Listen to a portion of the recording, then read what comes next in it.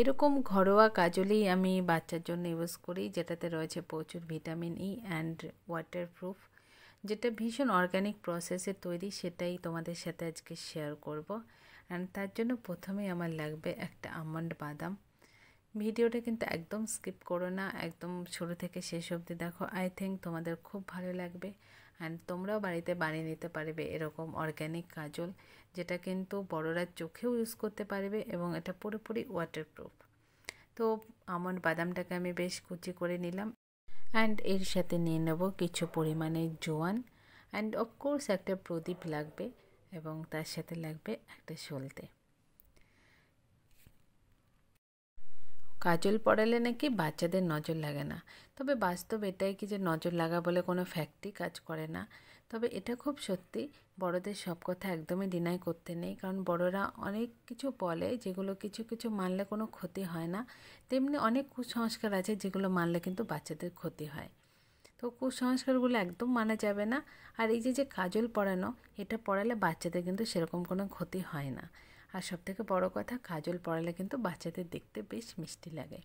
তো সেই জন্যই বাচ্চাকে আমি কাজল পরাই এবং কাজলটা যাতে কোনো ক্ষতি না হয় সেই সব মেনটেন করেই কিন্তু কাজলটা তৈরি।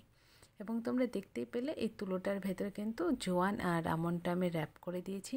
এবং এই প্রদীপটা কিন্তু পুরোপুরি একদম সর্ষের তেলের প্রদীপ, যেটা জ্বলবে অনেকক্ষণ ধরে। এইটা কিছুটা মডার্ন পদ্ধতি এবং বাকিটা হবে একদম ঠাকুমা দিদাদের পদ্ধতিতে। তোমরা কিন্তু সঙ্গে থাকো, তাহলে সবটা দেখতে পাবে। লাগবে দুটো স্টিলের গ্লাস এবং একটা কাঁসার থালা, বাট আনফর্চুনেটলি আমার কাছে কোনো কাঁসার থালা নেই, কারণ আমি কোয়ার্টারে রয়েছি। বাট আমার কাছে রয়েছে একটা অ্যালুমিনিয়ামের ঢাকনা, এটা দিয়েও কাজ চালানো যাবে। এবার প্রদীপটাকে ভালো করে জ্বালিয়ে নেব, যাতে শিখাটা অনেকটা লম্বা হয়। যত লম্বা শিখা হবে তত ভালো কালি পড়বে।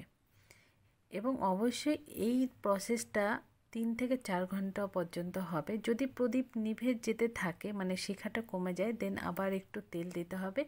বাট 3-4 ঘন্টা কিন্তু কালি পড়তে দিতে হবে।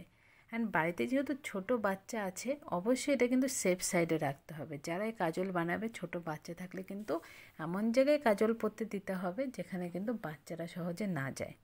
এটা কিন্তু এনশিওর করতে হবে। 4 ঘন্টা কমপ্লিট, আমার প্রদীপও নিভু নিভু হয়েছে। এবার আসি মেন প্রসেসে। লাগবে কিছু রসুনের কোয়া, কোকোনাট অয়েল অ্যান্ড ঘি, আর লাগবে একটা খুব ভালো তেজপাতা। কি সুন্দর কালি পড়েছে তোমাদের দেখাচ্ছি। এবার এই তেজপাতা দিয়ে কিন্তু কালিগুলোকে একটা জায়গায় জড়ো করতে হবে। আর তেজপাতা কিংবা একটু মোটা কাগজ দিয়েও হবে। এবার এই রসুনটাকে কিন্তু ভালো করে থেতো করে নিয়ে জাস্ট 1 ফোঁটা রসুনের রস দিলেই এনাফ। এটা কিন্তু আমাদের পুরনো দিনের আমার ঠাকুমা দিদারা এভাবেই করতো। আমি সেই প্রসেসটাই তোমাদের দেখাচ্ছি। এবং আমার শাশুড়ি মা, আমার মা কিন্তু এইভাবেই আমার বেবিকে প্রথম থেকে কাজল বানিয়ে দেয়। অ্যান্ড এবার এর সাথে রসুনের রসটা দেওয়া হয়ে গেছে, এবার এর সাথে দিয়ে দিচ্ছি ঘি এবং তারপরে দিয়ে দেবো নারকেল তেল। অনেক আগে কিন্তু সর্ষের তেল ইউজ করতো, বাট এখন বাচ্চাদের সর্ষের তেলটা একদম শ্যুট করতে চায় না, তাই সর্ষের তেলের এগেনস্টে নারকেল তেল দেওয়া হচ্ছে। আমি তো এই কাজলটা মাঝে মাঝেই চোখে পরি, কোনো রকম জ্বালা পোড়া হয় না এবং এটি ওয়াটারপ্রুফ। এবং বাচ্চার কপালেও কোনো রকম র্যাশ বেরোয়নি আজও পর্যন্ত। ভীষণ ভালো কাজল। আর তোমাদের যদি ভিডিওটা ভালো লাগে, প্লিজ ভিডিওটা শেয়ার করে দিও এবং একটা লাইক কমেন্ট করো, কারণ তোমাদের লাইক কমেন্ট শেয়ার আমাকে অনেক বেশি উৎসাহিত করে। সো সকলে খুব ভালো থেকো, দেখা হবে নতুন কোনো ভিডিও নিয়ে। বাই।